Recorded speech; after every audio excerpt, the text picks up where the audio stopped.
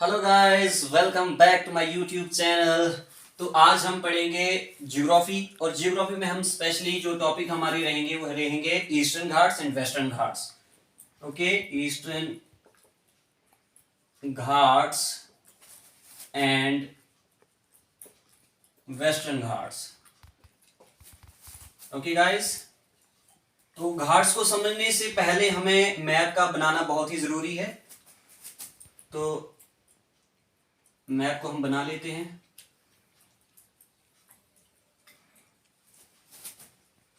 ये हमारी ईस्टर्न घाट वाली साइड आ गई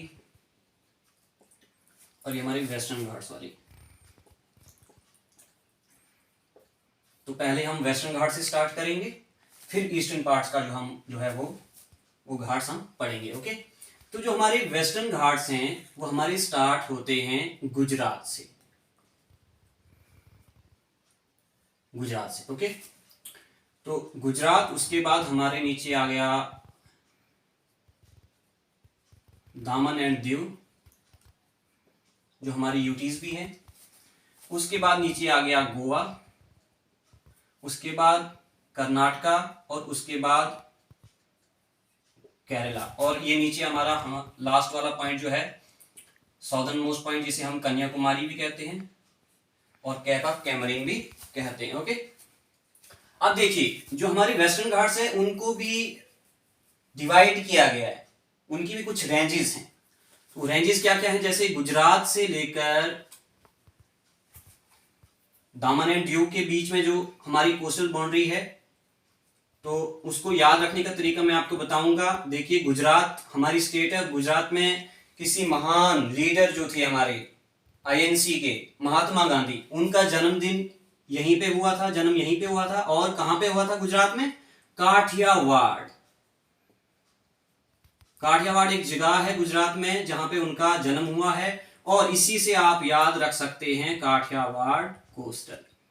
गॉट इट? उसके बाद ये तो आ गया गुजरात और दामन एंड दीव के बीच में जो बाउंड्री बनती है वो बनती है कौन सी? काठियावाड़ और कोस्टल की। उसके बाद दामन एंड दीव से लेकर और गोवा के बीच, ये जो इसके बीच जो कोस्टल बनती है वो बनती है कोंकण कोस्टल। ओके, पहले हो गया काठियावाड़, जिससे आप याद रख सकते हैं कि महात्मा गांधी का जन्मदिन यहां पे हुआ था, तो उससे काठियावाड़ कोस्टल इजी रह गया। उसके बाद कोंकण, और उसके बाद गोवा से लेकर और ये नीचे केरला तक। ठीक है, ये जो पूरा है इसका नाम है मालाबार कोस्ट। मालाबार कोस्ट, इसे आप नीचे तक भी कर सकते हैं, पूरा कन्याकुमारी तक। ठीक है, यहां गया हमारे वेस्टर्न, जिसमें गुजरात से लेकर दामन एंड दीव काठियावाड़ कोस्टल, दामन एंड दीव से लेकर गोवा तक कोंकण, और उसके बाद गोवा से लेकर नीचे कन्याकुमारी तक आ गया मालाबार। अब हम आते हैं ईस्टर्न घाट्स पे। ईस्टर्न घाट्स पे सबसे पहले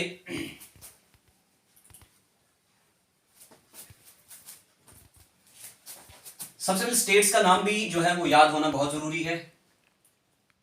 यह आ गई हमारी उड़ीसा, यह आ गई हमारी AP means Andhra Pradesh, and this is your Tamil Nadu. Okay, so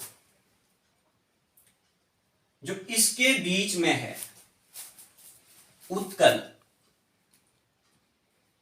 Utkal coast, जो उड़ीसा और आंध्र प्रदेश के बीच कोस्ट बन रही है वो आ गई उत्कल कोस्ट। अब यहां से नीचे आपको बड़ा आसान रहेगा, बिल्कुल आसान। ये आंध्र प्रदेश आ गया। अब आंध्र प्रदेश से लेकर जो तमिलनाडु के बीच में कोस्ट है उसका नाम है आंध्र प्रदेश कोस्ट, या आप आंध्र भी कह सकते हैं, आंध्र कोस्ट। ओके, अब उसके बाद तमिलनाडु से लेकर नीचे सौदर्न तक ये आ गई हमारी तमिलनाडु कोस्ट। अब देखिए, इसमें जो हमारा एपी से लेकर मींस आंध्र प्रदेश से लेकर तमिलनाडु तक जो कोस्टल एरिया है इसे हम कहते हैं कोरोमंडल कोस्ट। इन दोनों को मिला के कोरोमंडल कोस्ट। ओके, सो ये कुछ हमारा टॉपिक था ईस्टर्न घाट और वेस्टर्न घाट। अब देखिए यहां पे जो वेस्टर्न घाट आ रहे हैं, अगर अंदर की बात की जाए इनर साइड से लैंड बाउंड्री की, तो ये ईस्टर्न घाट आए। ये जो जगह जहां पे ये इंटरसेक्ट करते हैं इसको कहते हैं नीलगिरी। नीलगिरी, और नीलगिरी की हमारी एक जो हाईएस्ट पीक है वो है डोडा बीटा। चलो वो तो हम बाद में पढ़ेंगे जब पीक्स की बात आएगी। तो हमने आज पढ़ा वेस्टर्न घाट और ईस्टर्न घाट। सो गाइस, कैसा लगा आपको? समझ आई? Okay, done.